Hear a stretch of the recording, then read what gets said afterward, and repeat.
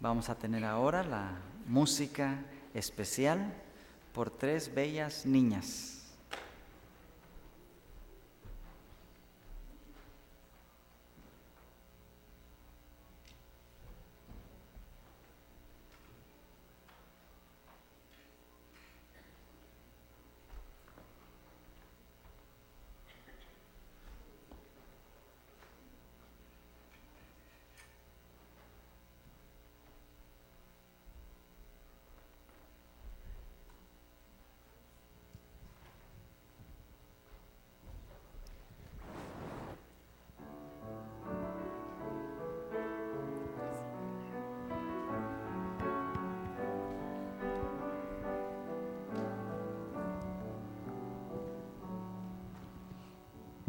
Eres mi fuerza, mi poder, eres todo que busqué, eres mi todo, Dios.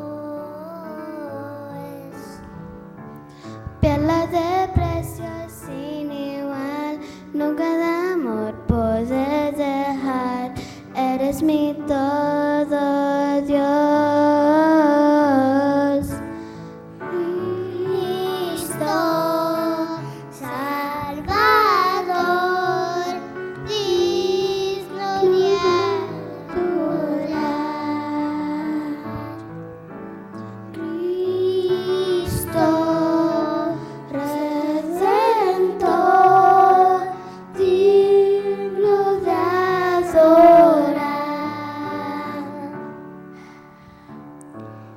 Tu vida en la cruz, gritaste mi Jesús, eres mi todo, Dios. En sequedad o en tentación, tú me sostienes, mi Señor, eres mi todo, Dios. Cristo Salvador, digno de adorar.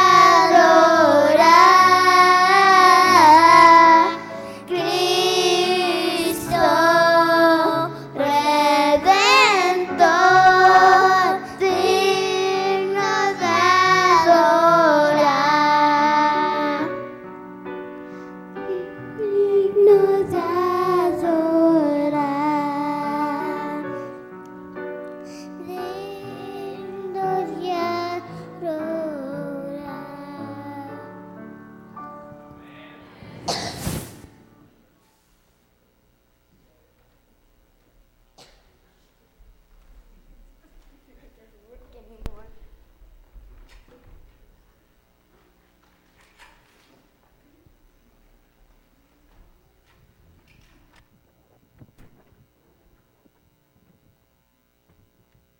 Thank you, girls. Hermanos, algunos de ustedes durante la semana me habían preguntado si van a estar disponibles, están grabando los temas. Voy a pasar 2 hojas, una de cada lado, es exactamente iguales, para que si usted desea tener en video o en audio el material de toda esta semana, va a estar disponible. Entonces voy a pasar la hoja de este lado y luego otra de este lado y anotan su nombre debajo de DVD o de audio para entonces poderlos tener una idea de cuántos lo desean.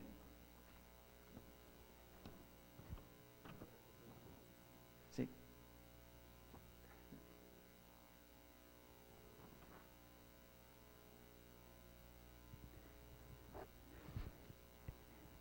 Cuando tuvimos la semana con el doctor Mejía, la hoja se quedó en una banca y no la siguieron pasando. Así es que si usted termina, asegúrese de dársela a otra persona y después de otra persona para asegurarnos que termine hasta allá atrás y entonces poder que todos tengan la oportunidad. Bueno, vamos a tener el último tema de esta campaña con el pastor Quintero.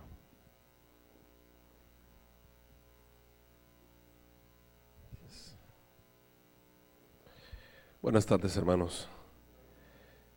Este es otro de los arreglos que el pastor hizo a la semana. Les revolvió varios sermones de diferentes series. Esta serie que vamos a mencionar esta tarde forma parte de las trompetas, pero está bien, vamos a Apocalipsis capítulo 10.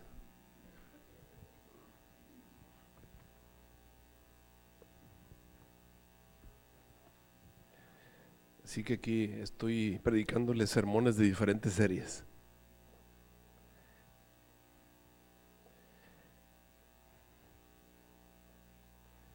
Lo que pasa es que él ya me ha escuchado muchas series en diferentes lugares y ahora aquí hizo revoltura. Dijo, quiero ese, entonces ya les revolvió todos los sermones. Hoy vamos a hablar acerca de Apocalipsis capítulo 10. Apocalipsis capítulo 10 es un paréntesis en las trompetas. Y dice así, lo voy a leer. Y vi otro ángel fuerte descender del cielo, cercado por una nube y un arco celeste sobre su cabeza, y su rostro era como el sol, y sus pies como columnas de fuego. Es exactamente lo que ustedes están viendo ahí en la pantalla. Y tenía en su mano un librito abierto. Recuerden que en esa época no había libros como los que tenemos hoy, con pastas, eran rollos realmente, eran los libros así. Y tenía en su mano un librito abierto, y puso su pie derecho sobre el mar, el izquierdo sobre la tierra, y clamó con grande voz como cuando ruge un león. Y cuando hubo clamado, 7 truenos hablaron sus voces. Ustedes pueden ver los truenos acá. En esta parte están los truenos, los 7 relámpagos que están allí. Y cuando los 7 truenos hubieron hablado sus voces, yo iba a escribir, y oí una voz del cielo que me decía, sella las cosas que los 7 truenos han hablado y no las escribas. Y el ángel que vi que estaba sobre el mar y sobre la tierra, levantó su mano al cielo, hizo un juramento, juró por el que vive para siempre jamás, que ha criado el cielo y las cosas que están en él, y la tierra y las cosas que están en ella, y el mar y las cosas que están en él, que el tiempo no será más, pero en los días de la voz del 7º ángel, cuando él comience a tocar la trompeta, el misterio de Dios se consumará, como él lo anunció a sus siervos los profetas. Y la voz que oí del cielo hablaba otra vez conmigo, diciendo, ve y toma el librito abierto de la mano del ángel que está sobre el mar y sobre la tierra. Y fui al ángel diciéndole que me diese el librito, y él me dijo, toma y trágalo, y te hará amargar tu vientre, pero en tu boca será dulce como la miel. Tomé el librito de la mano del ángel, lo comí, y era dulce en mi boca como la miel, pero cuando lo hube devorado, me amargó el vientre. Y él me dijo, es necesario que otra vez profetices a muchos pueblos, gentes, lenguas y reyes, todos. Para empezar, ¿quién es este personaje que aparece allí? Es muy sencillo, podemos pensar, ¿quién tiene derecho a jurar en nombre del Creador? ¿Quién? ¿Quién puede jurar en nombre del Creador? Nosotros no podemos jurar en nombre de otra persona, ¿verdad que no? Y menos en nombre de alguien que es todavía mucho más poderoso que nosotros. ¿Quién tiene derecho a jurar en nombre del que creó las cosas que están en la tierra? ¿Quién tiene derecho? Pues el Creador mismo, ¿no es cierto? ¿Y quién es el Creador mismo? ¿Se acuerda San Juan capítulo 1, versículos del 1 en adelante? Sabemos que el Creador es Cristo Jesús. En el principio era el Verbo estaba con Dios y el Verbo era Dios. Todas las cosas por Él fueron hechas y sin Él nada de lo que hoy existe llegó a ser. El Verbo se hizo carne en San Juan 1:14 y vimos su gloria como el unigénito del Padre, lleno de gracia y de verdad. Ese Verbo que se hizo carne es el Creador, ese Creador es Cristo Jesús. Por lo tanto, este personaje que está haciendo un juramento allí no es otro que Cristo Jesús, Cristo Jesús. Ahora hay una serie de cosas que tenemos que adivinar en esta, o tenemos que encontrar en esta visión. Para empezar, este es un recordatorio de alguna cosa de la Biblia. Acuérdense lo que hemos enseñado esta semana acerca de Apocalipsis. Apocalipsis, para que puedas interpretar los símbolos, lo que hace es que te envía diciéndote algunas claves o diciéndote algunas palabras, recordándote alguna cosa del Antiguo Testamento. Por ejemplo, si te quiere mandar una historia, te dice un barco y muchos animales, ¿cuál te viene a la mente? Noé. Te estaría mandando a estudiar la historia del arca de Noé. O que tal vez te dice un gigante y 5 piedras, ¿qué te viene a la mente? David y Goliat. Bueno, ahora el ángel nos está enviando una historia, pero antes de ir a esa historia, yo les quiero hacer un énfasis en un arco celeste sobre la cabeza. El arco iris. ¿Qué les recuerda a ustedes el arco iris? El diluvio, así es, el diluvio. Ahora, ¿por qué razón salió el arco iris en el diluvio? Una promesa, exactamente. El arco iris es símbolo de una promesa. Ahora, ¿cuándo sale el arco iris? ¿Antes de que se cumpla la promesa o después de que se cumple la promesa? Después de que se cumple la promesa. Después de que llueve sale el arco iris. O cuando no se destruye la tierra por medio de agua. Es decir, cuando sale el arco iris es como si Dios estuviera diciendo: estoy cumpliendo la promesa que hice. ¿Cuál fue la promesa que hizo Dios? No destruir la tierra otra vez por medio de agua. Bueno, aquí está apareciendo un arco iris, dándonos a entender que se está cumpliendo una promesa que Dios hizo. La pregunta es: ¿cumple Dios lo que promete? Sí, sin duda alguna. Aquí se está cumpliendo alguna promesa que Dios hizo en el pasado. Hay muchas promesas de Dios. Pero entonces nos da otras claves para entender qué promesa, de qué está hablando. Para empezar, aparecen 7 truenos que hablan sus voces y Dios le da una orden a San Juan acerca de esos 7 truenos. Son profecías y le dice: esas profecías las vas a ¿qué? A cerrar y las vas a sellar. No escribas las profecías que dijeron esos 7 truenos, las voces que los 7 truenos dijeron, no las escribas. Eso lo vas a cerrar. Versículo 4. Y cuando los 7 truenos hubieron hablado sus voces, yo iba a escribir, y me dijo la voz que me hablaba conmigo: sella las cosas que los 7 truenos han hablado, no las escribas. Entonces estamos hablando de una serie de profecías. ¿Cómo están las profecías? Cerradas y selladas. Es curioso que el Espíritu de Profecía nos dice que estas profecías relativas a los 7 truenos se van a entender en el tiempo del fin. Yo no sé ni cómo, porque ni siquiera se han escrito, pero sin duda alguna el Señor tiene algunas maneras de darnos revelación.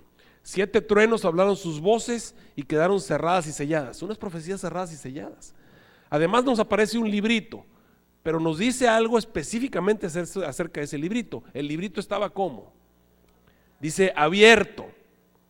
El librito estaba abierto en la mano del ángel. El ángel tenía un librito abierto. Ahora, aquí hay un juramento que solamente puede hacer el Creador. Tenemos agua, porque tiene el pie sobre el agua y pie sobre la tierra. Tenemos al Creador haciendo un juramento, una promesa, que tiene que ver con profecías cerradas y selladas y tiene que ver con un librito abierto. ¿Qué les recuerda eso? Daniel capítulo 12. Vamos al libro de Daniel. El libro de Daniel es un libro cerrado y sellado, como las profecías de los 7 truenos. ¿Hasta cuándo está cerrado y sellado? Hasta el tiempo del cumplimiento. Miren, vamos a ver Daniel 12:9. El Señor le dijo a Daniel, allá en Daniel 12:9: mira, Daniel, estas palabras están, ¿qué le dijo? Cerradas y selladas. ¿Hasta cuándo? Hasta el tiempo del cumplimiento. Aquí tenemos unos truenos en Apocalipsis 10 que están cerrados y sellados, no se pueden entender. El Señor le dice a Daniel: tu libro, ciérralo y séllalo. ¿Hasta cuándo? Hasta el tiempo del fin. ¿Hasta cuándo iba a estar cerrado y sellado Daniel? Otra vez, ¿hasta cuándo iba a estar cerrado y sellado Daniel? Hasta el tiempo del fin. Hasta el tiempo del fin el libro de Daniel iba a estar cerrado y sellado. Ahora, aquí tenemos un librito que debe estar cerrado y sellado, pero en el tiempo del fin el librito ¿cómo iba a estar? Abierto. Ahora, de hecho, el pobre Daniel no entendió nada de lo que escribió. Vean lo que dice el versículo 8. Y yo oí, dice Daniel 12:8, estoy en Daniel 12, versículo 8, y yo oí, pero ¿qué dice? No entendí, no entendió nada, y dije: Señor mío, ¿qué será el cumplimiento de estas cosas? No lo entendí, Señor. Entonces el Señor le dice: mira, no te preocupes, Daniel, tu libro está cerrado y está sellado, y así va a estar hasta el tiempo del fin. Cuando venga el tiempo del fin, tu libro va a ser. ¿Lo promete, Señor? Pues sí, Dios lo promete. Entonces aquí tenemos una promesa. Dios prometió que el libro de Daniel, ¿cómo estaba el libro de Daniel? Cerrado, ¿y qué más? Sellado. ¿Qué iba a pasar con su libro? Se iba a abrir. ¿Cuándo? En el tiempo del cumplimiento. Aquí tenemos a un ángel que tiene un libro. ¿Cómo está el librito? Y sale el arco iris. Te está diciendo que se está cumpliendo una promesa relativa a un librito. El librito, ¿qué acaba de pasar con el librito? Se abrió. Es como si Apocalipsis 10 te estuviera diciendo lo que va a pasar cuando la promesa relativa al librito que estaba cerrado se cumpla. Ahora, hay una serie de maravillas que que ocurren allí en el capítulo 12 del libro de Daniel, que me llaman la atención. Daniel capítulo 12 comienza con una serie de maravillas. Miren, Daniel 12, vamos a leer los versículos del 1 hasta el 4. Daniel 12, 1 al 4. Dice: y en aquel tiempo se levantará Miguel, el gran príncipe que está a favor de los hijos de tu pueblo, y será un tiempo de angustia cual nunca fue desde que hubo gente hasta entonces, pero en aquel tiempo será libertado tu pueblo, todos los que se encuentran escritos en el libro de la vida. Y muchos de los que duermen en el polvo de la tierra serán despertados, unos para vida eterna, otros para vergüenza y confusión perpetua. Y los entendidos, dice el versículo 3, resplandecerán como el resplandor del firmamento, y los que enseñan la justicia a la multitud como las estrellas a perpetua eternidad. No te preocupes tú, Daniel, cierra las palabras y sella tu libro. ¿Hasta cuándo iba a estar sellado? Hasta el tiempo del fin. Una vez más, pasarán muchos. ¿Y qué va a pasar en el tiempo del fin? La ciencia se va a aumentar. Mira, Daniel, tu libro va a estar cerrado y sellado hasta el tiempo del fin. Y el tiempo del fin, la ciencia se va a aumentar. En ese tiempo tu libro se va a abrir. Y cuando tu libro se abra, va a ocurrir una serie de maravillas. Después de que tu libro se abra, se va a levantar Miguel. Ahora, ¿quién es Miguel? El que está a favor de los hijos de tu pueblo. Se va a levantar Miguel. Y cuando se levante Miguel, va a llegar el gran tiempo de angustia, cual nunca ha habido. ¿Cómo le llamamos a ese tiempo de angustia? Se acaba la gracia y entonces comienza el tiempo de angustia de Jacob, como le decimos nosotros. Comienzan a caer las plagas sobre la tierra, pero no te preocupes, en ese tiempo va a ser libertado tu pueblo. O sea, Jesús regresa por segunda vez, y los que están escritos en el libro de la vida son llevados a vivir con él. Y los que están dormidos, ¿qué pasa con ellos? Despiertan y son levantados, unos para vida eterna, otros para vergüenza y confusión perpetua. Esa es la resurrección. Y los que enseñan la justicia, los que están vivos, los que son justos, son transformados en un abrir y cerrar de ojos. A la final trompeta, porque será tocada la trompeta. Los muertos serán levantados sin corrupción y nosotros seremos transformados, dice 1 Corintios 15. Eso le llamamos la glorificación. Entonces, ¿alguien entiende, Daniel? El fin de la gracia llega, se acaba el tiempo de gracia, viene el tiempo de angustia, Jesucristo viene por segunda vez, viene la resurrección de los muertos y la glorificación. Todas estas maravillas comienzan cuando el libro de Daniel se abre. Interesante. Cuando el libro de Daniel, que estaba ¿cómo? La gente lo entiende. En la época en la que la ciencia aumenta, el libro de Daniel se abre y produce algo que hace que estas maravillas se cumplan. Y Daniel está escuchando todas estas maravillas. Y Daniel escucha a unas personas ahí en el cielo, al lado de un río, platicar. Escucha que están platicando. Y escucha lo que dicen. Dice el versículo 5, Daniel 12:5.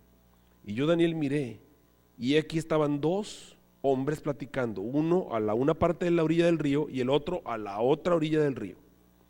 Y dijo uno a un varón que estaba vestido de lienzos, que estaba parado sobre las aguas del río. ¿Qué les recuerda a ustedes una persona caminando sobre el agua? Bueno, pues aquí está una persona parada sobre el agua. Y hay una plática entre ellos. Y le dijo uno al varón vestido de lienzos, versículo 6, que estaba sobre las aguas del río, le hace una pregunta.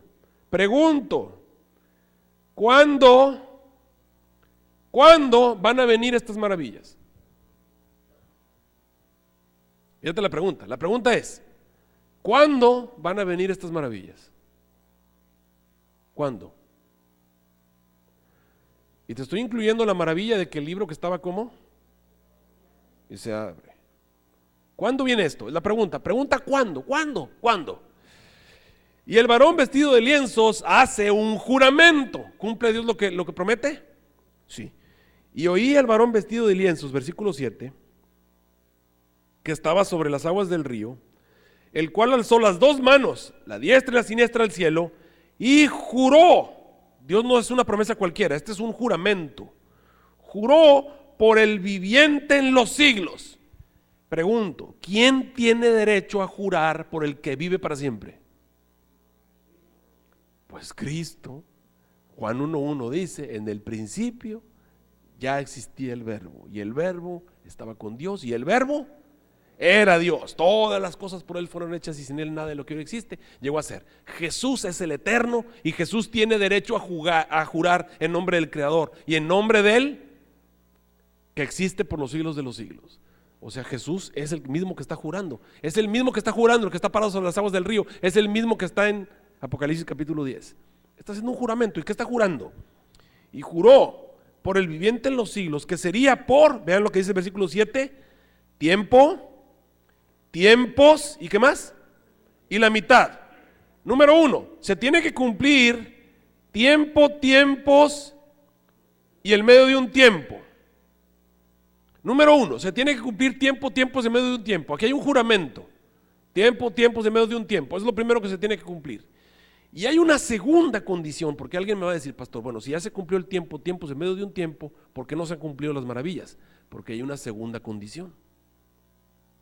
Hay una segunda condición. Fíjense bien, ahí hay dos condiciones. Dos cosas que se tienen que cumplir. Ese tiempo, tiempos en medio de un tiempo, lo hemos interpretado como los 1260 años famosos. 1 año, 2 años y medio año nos dan por total. Acuérdense de los años de 360 días. Nos da por resultado 1260. 1260. Ahora, número 1, tiene que ser por tiempo, tiempos y la mitad. Y cuando se acabe el esparcimiento del escuadrón del pueblo santo, léanlo, está en el versículo 7. Y cuando se acabe el esparcimiento del escuadrón del pueblo santo, estas cosas van a ocurrir. A ver, dos condiciones. Primero, se tiene que acabar el tiempo, tiempos en medio de un tiempo. Y segundo, se tiene que acabar el ¿qué? El esparcimiento, la dispersión del pueblo santo. A ver, hermanos, ¿en dónde está el pueblo santo en este momento? ¿En dónde hay pueblo santo? ¿En dónde? Esparcido en la tierra.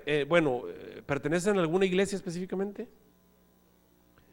Dispersación es que están desparramados, esparcidos, desparramados. ¿Se acuerdan que yo les prediqué cuando les hablé acerca del falso avivamiento? Les dije que la mayoría del verdadero pueblo de Dios no ha pisado una iglesia adventista.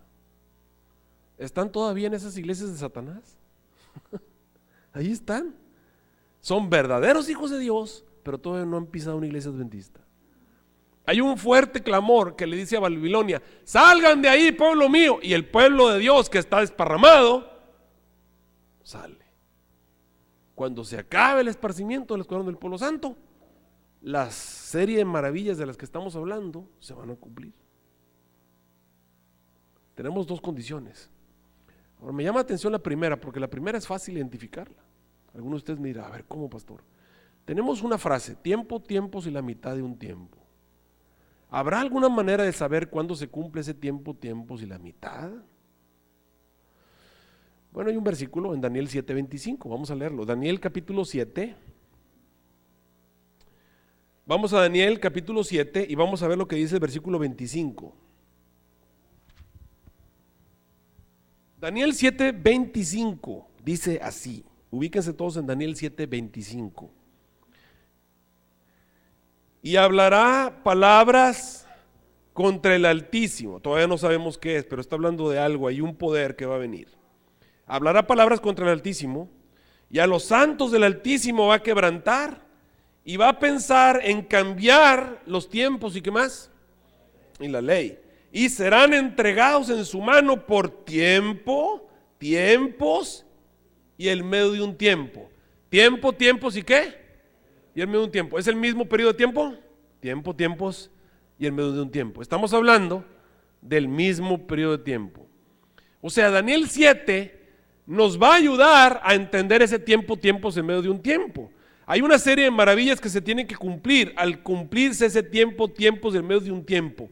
Pero la que más me interesa a mí es que el librito que estaba, ¿cómo? Se convierta en un librito ¿qué? Abierto. El librito que estaba cerrado se va a convertir en un librito ¿qué? Dios dijo que tenía que pasar el tiempo, tiempo y el medio de un tiempo.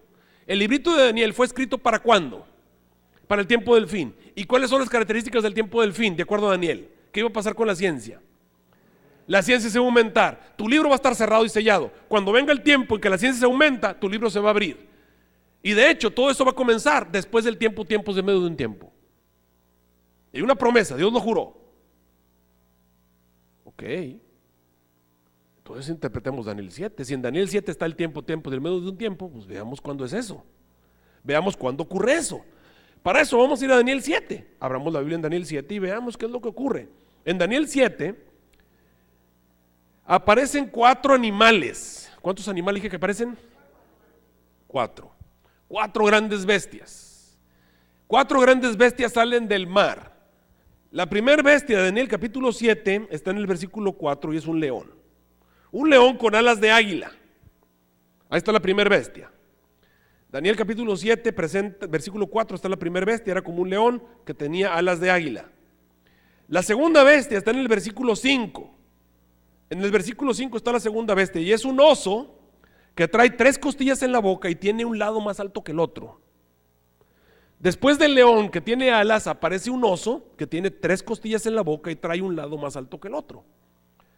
La tercer bestia aparece como un leopardo, en algunas versiones dice un tigre. Está en el versículo 6. Y este tigre o este leopardo tiene 4 cabezas y tiene 4 alas de ave. Ahí están, las puedes ver una detrás de la otra. Y la cuarta bestia, la cual no se nos dice qué es, solamente dice la Biblia que era una bestia espantosa y qué, y terrible. Había una muchacha en Montemorelos que los teólogos le decíamos la cuarta bestia, porque era espantosa y terrible. Pero bueno, esa es otra historia. Me acuerdo de mis maldades y mis pecados, pero bueno, esa es otra historia. Ya después para despistarla le decíamos la bestia greñuda porque tenía 10 cuernos, pero bueno, ese es otro. Estamos en Daniel capítulo 7 y la bestia espantosa y terrible, versículo 7, tenía unos dientes grandes de hierro, devoraba y desmenuzaba las obras, hollaba con sus pies y era muy diferente de todas las otras bestias. Y después de ella tiene 10 cuernos y esos 10 cuernos que salen en su cabeza, de pronto sale otro cuerno pequeño. Y ese cuerno pequeño derriba 3 de los primeros. El pobre Daniel no sabe qué quiere decir esto, pero tú y yo sí podemos saberlo. Daniel se acerca a un ayudante para preguntarle acerca de eso. Estamos en Daniel 7, versículo 16. Daniel se acerca a una persona y me llegué a uno de los que ayudaban y le pregunté la verdad acerca de todo esto. Y él me dijo, fíjate lo que le dijo, versículo 17, Daniel 7, 17. Estas grandes bestias, el león, el oso, el leopardo y la bestia espantosa y terrible, estas 4 grandes bestias, las cuales obviamente son 4, son 4 reyes que se van a levantar sobre toda la tierra. Ahora sí tenemos, esto es piece of cake.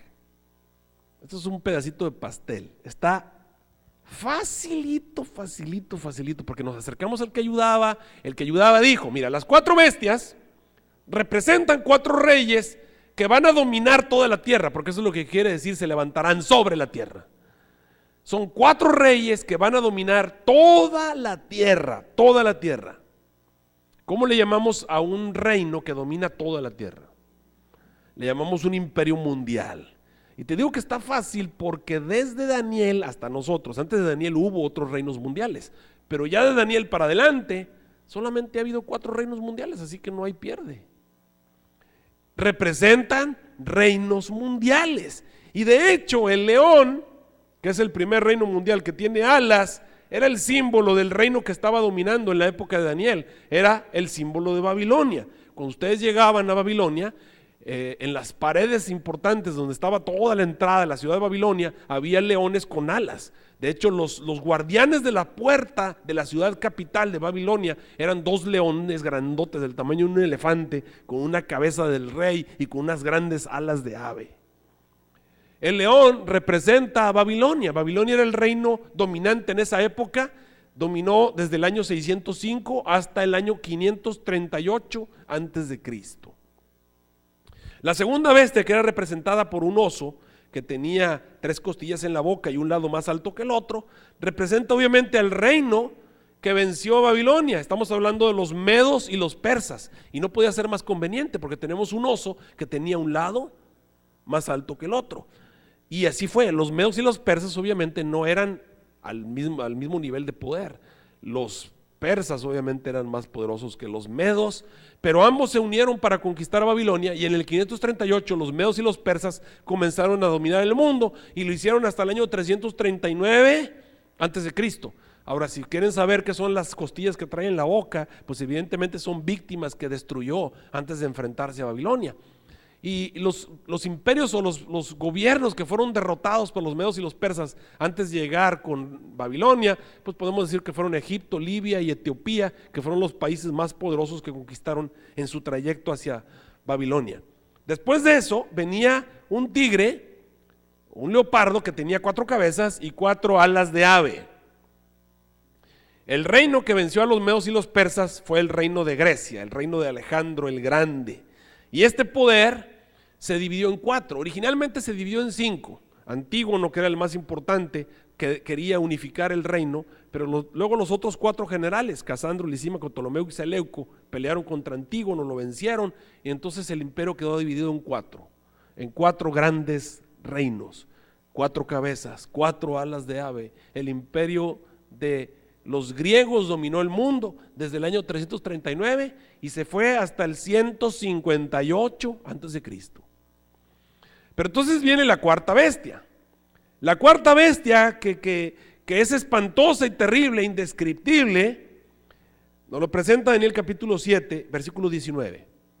Daniel se acerca a preguntar un poquito más acerca de la cuarta bestia, la espantosa y terrible. ¿Y qué le pregunta? El versículo 19, estamos en Daniel 7, 19. Entonces tuve deseos de saber la verdad acerca de la cuarta bestia, que era tan diferente de todas las otras. Era espantosa en gran manera, tenía dientes de hierro, uñas de metal, devoraba, desmenuzaba, las obras se hollaba con sus pies, y bueno, ya va explicándole todo, va explicando bla, bla, bla. ¿Qué le dicen? ¿Qué le dice el ayudante?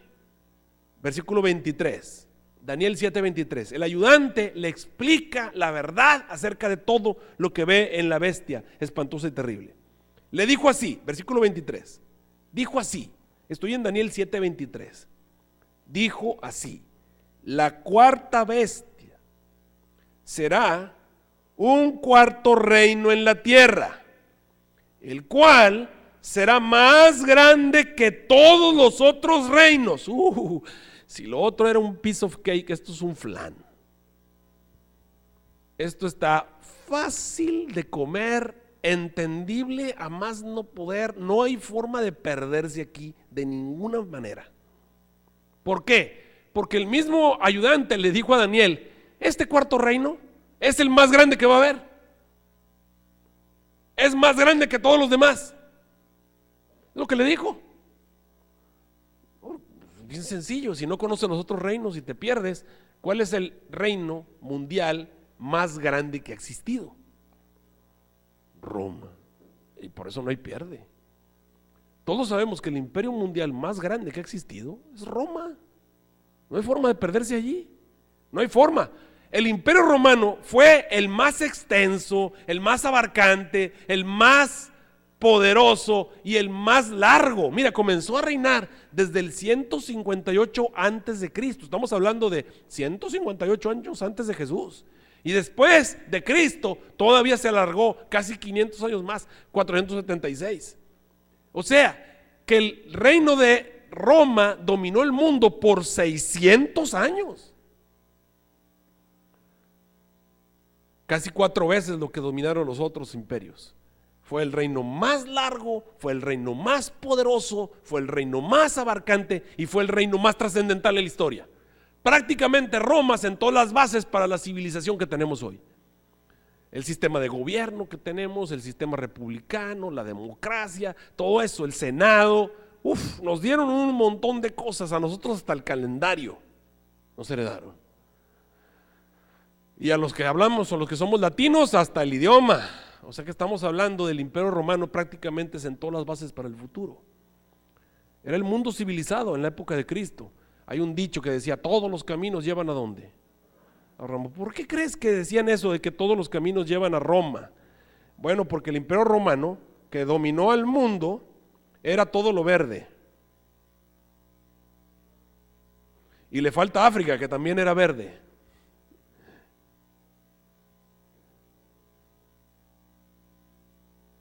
Bueno, pues el sur de África era pura selva, y ahora sí que monte y culebras, ¿no? O sea, todo lo civilizado era verde. Todo lo donde había civilización era verde. Ahí le pusimos unas divisiones negritas para que viera más o menos los países, pero no existía ninguna de esas divisiones. Todo era verde. Por eso ellos decían, y también falta parte del oriente, así es. Y por eso decían, todos los caminos llevan a Roma. O sea, si había caminos, era porque los habían hecho ¿quiénes? Los romanos. Y estabas en el Imperio Romano. Andabas en Galilea, estabas en Roma. Andabas allá cerca de Italia, pues en Roma. Estabas allá cerca de Rumania, pues era Roma. Estabas en cualquier parte del mundo, en Europa, era Roma. Todos los caminos llevan a Roma. Estás en Roma. A donde vayas estás en Roma.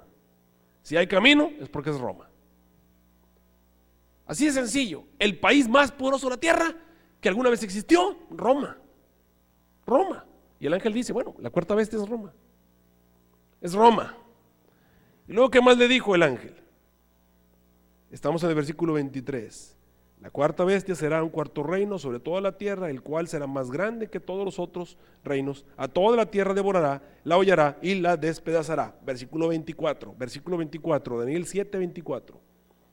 Y dijo así: y los 10 cuernos significan que de aquel, ¿de qué reino?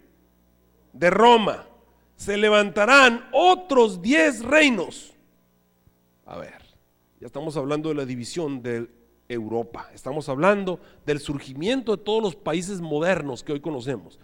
En la época de Cristo solamente había un país, se llamaba Roma. Dicen, pero Judea, no, eso eran provincias, todos esos eran provincias de Roma. Era un solo país, Roma. Los países vinieron después de que Roma cayó. Ya estamos hablando del año 476 en adelante. Estamos hablando del momento en el que empezaron a llegar tribus del norte y comenzaron a hacerle una guerra de guerrillas al Imperio Romano y dividieron el Imperio Romano en una gran cantidad de fracciones. Ponemos 10 principales, pero realmente lo dividieron en 20 y tantos. Pero tenemos las 10 principales tribus que tomaron Roma: los francos, los suevos, los anglos, los burgundios, los lombardos, los alamanes, los visigodos, los érulos, los vándalos y los ostrogodos. Y cuando tú ves esas tribus que vinieron del norte, pues puedes entender algunas. Por ejemplo, los francos, ¿con qué país se quedaron? Con Francia, qué fácil, ¿verdad? ¿Y los suevos? ¿Y los anglos?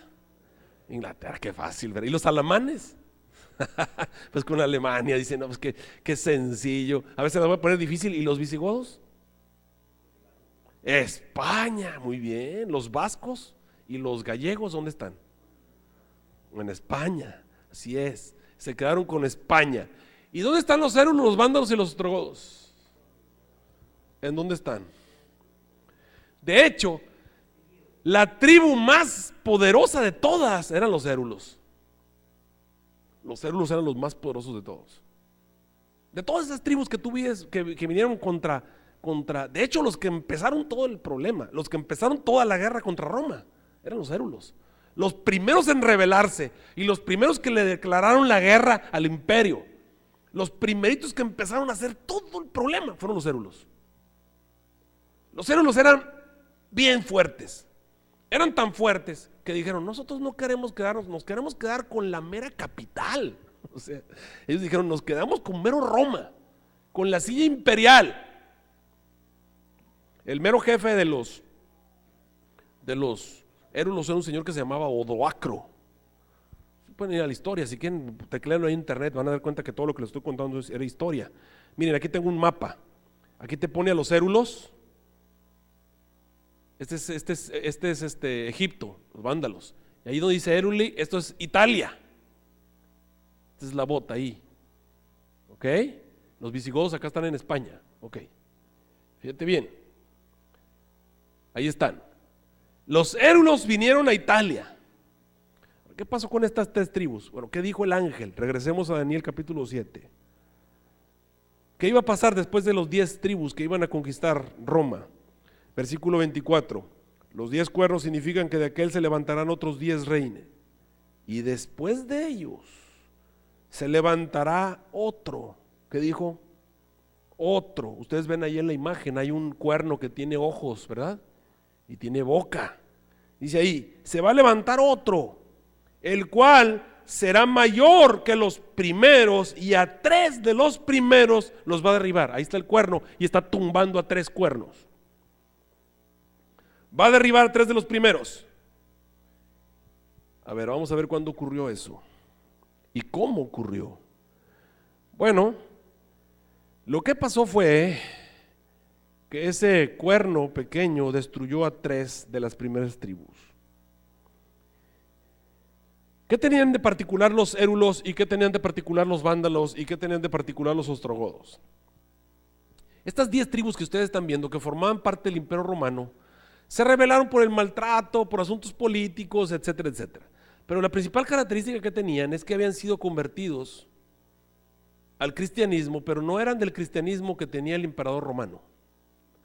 Los érulos, los vándalos y los ostrogodos eran cristianos arrianos. Habían sido convertidos por un predicador que se llamaba Arrio, vivía en el Ponto, Italia, le decían el hereje del Ponto, y él los había convertido al arrianismo. Estas 3 tribus eran arrianas. ¿Qué creían específicamente? Creían que Jesús era un ser creado, algo parecido a lo que los testigos de Jehová creen. Eso es lo que ellos creían en particular. Y algunas de las otras cosas que tenían es que tenían un desprecio específico por todos los que tenían una religión distinta a la de ellos.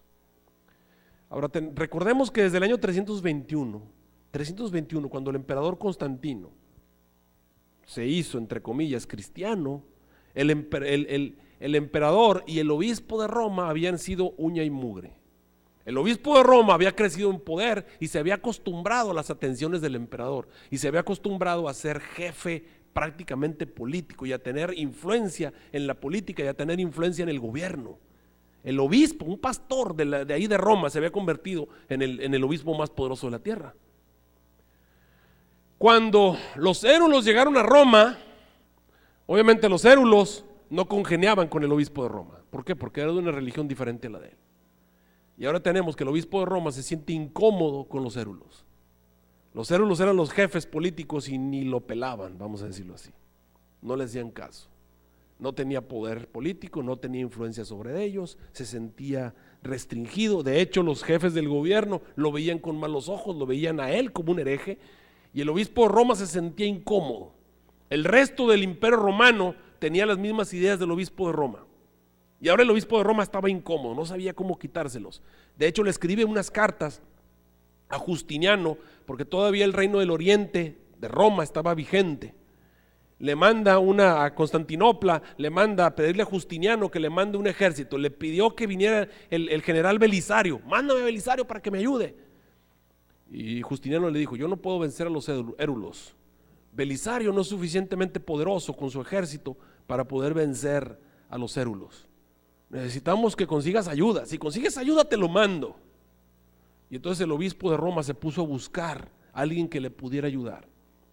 Para ese tiempo llegó a Roma un señor que se llamaba Clodoveo.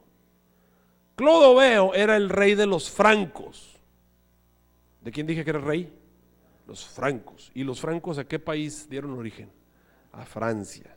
Bueno, cuando Clodoveo vino a Roma, Clodoveo vino a ver al obispo de Roma. Roma estaba bajo el control ¿de quién? De los érulos. Y viene Clodoveo a ver al obispo de Roma y le dice: tú eres el obispo de los obispos. Claro que se lo dijo en francés antiguo. Le dijo: tú eres el papa. Al obispo de Roma le gustó el título, papa. Papa está en francés antiguo, quiere decir obispo de obispos.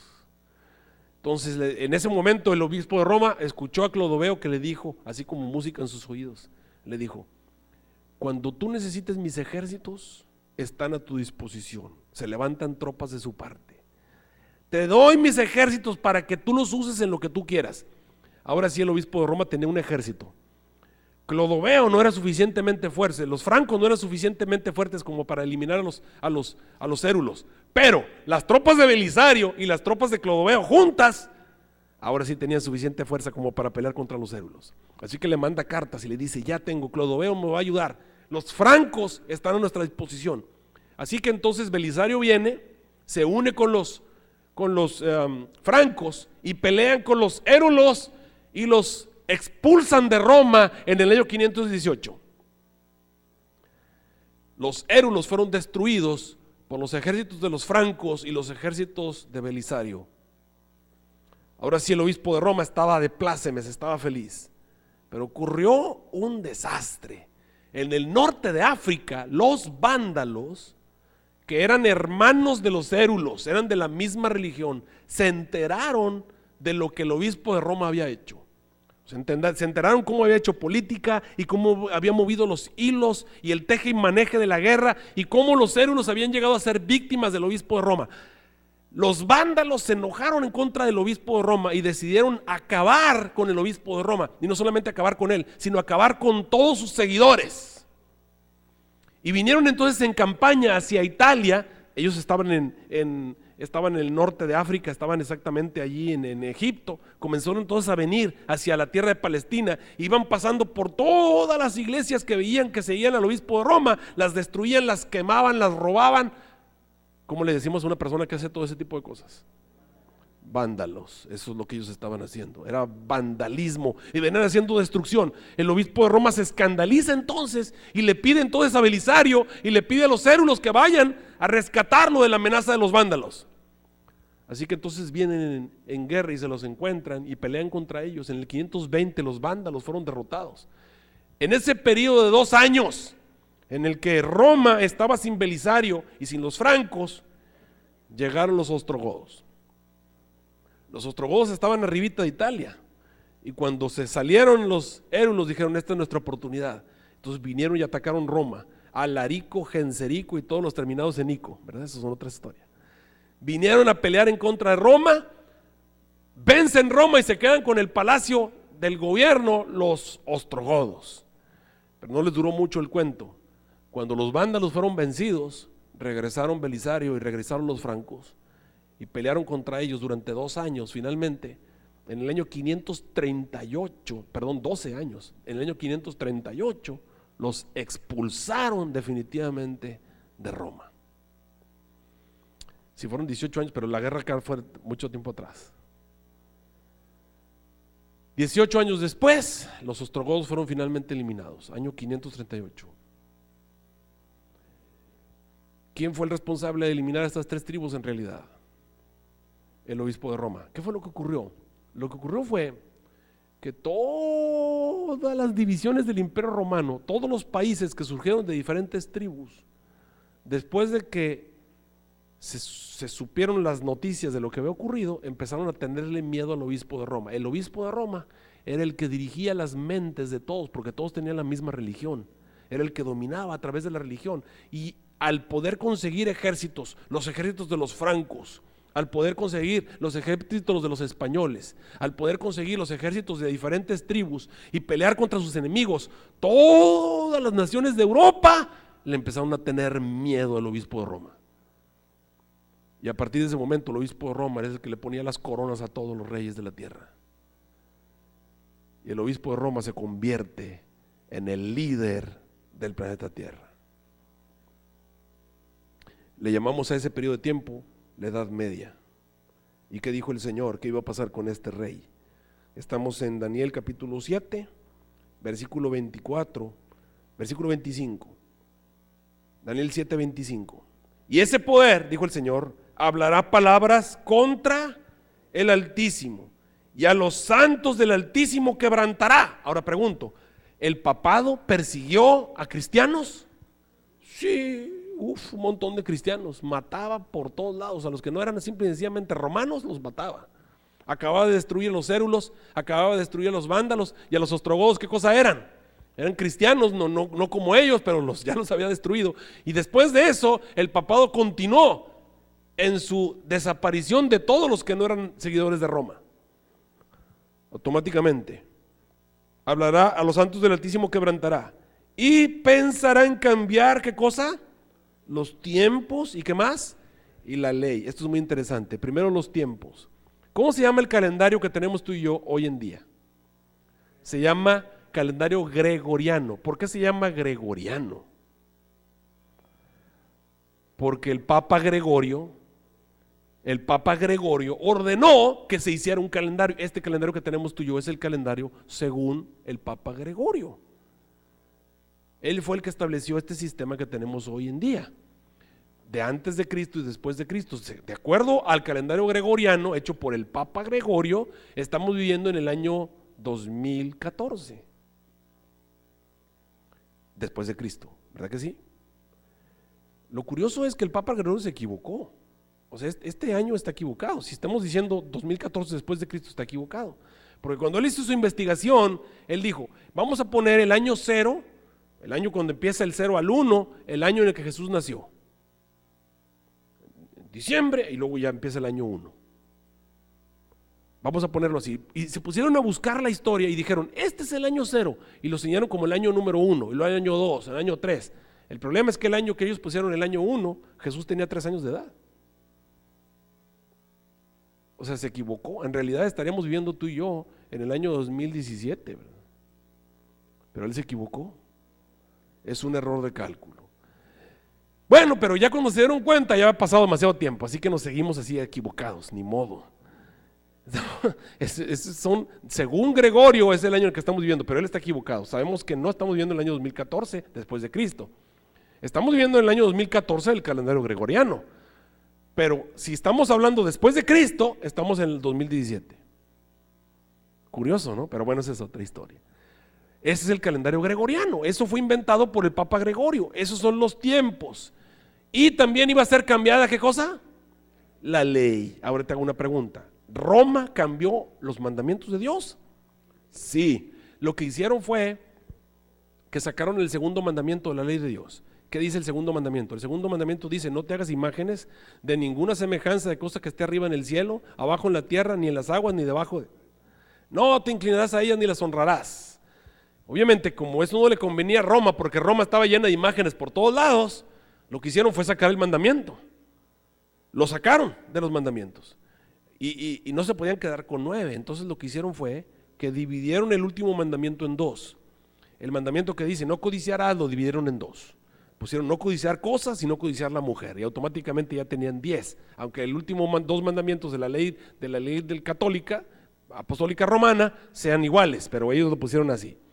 Y luego lo que hicieron fue que el sábado, para no meterse en problemas del séptimo día, lo terminaron en santificar las fiestas. ¿Y quién dice quiénes son las fiestas? Pues ellos dicen qué fiestas, y automáticamente la gente santifica las fiestas que la iglesia dice que tienen que santificar.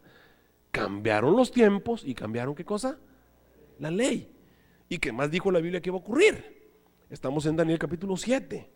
Y cambiará los tiempos y la ley, y el mundo les será entregado en su mano. ¿Por cuánto tiempo? Tiempos y ¿qué más? Y la mitad. Ahí está el tiempos y la mitad. Y cuando hacemos esa suma, empezamos a decir, bueno, tiempos es 2 años, y tiempo es 1 año, y la mitad de un tiempo, pues 180 días, que es la mitad de 360, que era lo que duraba el año en la época de Daniel. Como resultado nos da un periodo de tiempo de 1260 años proféticos. Si hablamos de 1260 años, hacemos la conversión de día por año, comienzan aproximadamente en el 538, y digo aproximadamente en el 538 porque en el 538 fue cuando finalmente él quedó a cargo del gobierno mundial. ¿Por qué? Porque los francos y Belisario destruyeron a los ostrogodos, y en ese momento ellos se quedaron como jefes del mundo. Entonces ellos dicen, a partir de ahí le sumamos 1260 años y nos lleva al año de 1700, ¿qué? 1798, y por supuesto eso fue lo que pasó. En 1798, plena Revolución Francesa, Napoleón Bonaparte manda al general Berthier a Roma a tomar preso al Papa Pío VI y acabar con su poder temporal. Ahora tengo una pregunta, ¿qué país era Napoleón Bonaparte y el general Berthier? Francia. A ver, ¿cuál fue el país que le ayudó a llegar al poder? Francia. ¿Y cuál fue el poder que se lo quitó? Interesante, ¿verdad? Muy interesante. Bueno, los francos son los que le ayudaron, los francos son los que lo tumbaron, fueron los que hicieron ambos. Los francos van y le quitan el poder al Papa Pío VI, confiscan sus tierras, le quitan su poder temporal, le lo quitan de ser jefe de Estado, confiscan todos sus bienes y todas sus posesiones. A partir de ese momento el Papa ya no tiene poder. Tuvo poder 1260 años, ese fue su poder, tal y como Dios dijo. 1800, 1798, 1790. Acuérdense que estas son fechas aproximadas, un periodo de tiempo aproximado en 1260 días, aproximadamente 1790, 1800. Ahora recordemos lo que estamos estudiando esta noche. Jesús juró en nombre del Creador que un libro que estaba como se iba a ¿qué? Abrir. ¿Cuándo? Al final del tiempo, tiempos y en medio de un tiempo. Estamos llegando a la época en que el libro de Daniel se tiene que abrir porque Dios lo juró así. Dios lo prometió así. Ahora, el poder de Roma no terminó cuando Roma terminó, cuando lo quitaron su poder temporal. La Inquisición no fue abolida hasta 1834. Y todavía podía sentir el poder de la Iglesia Católica mucho después de que la Inquisición había sido abolida. Pero bueno, ya no tenían poder temporal, pero aún así